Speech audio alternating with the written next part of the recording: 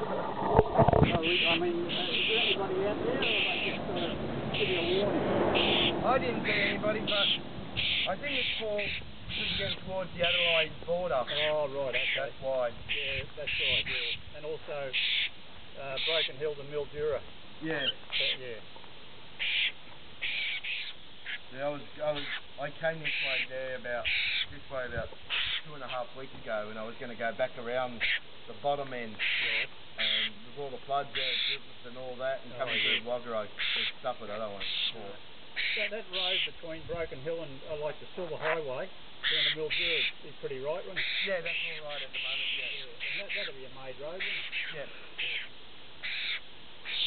It's the middle. It's all the roads, all the little roads from Ivanhoe and all that down to Mildura are all the ones that are closed at the moment. Ah, right, okay. Well, where's the Broken Creek? Where does that run through? I don't know. No? Natalia, that's another one that's under threat. Yeah, that's all down in the Wagga Wagga. And yeah.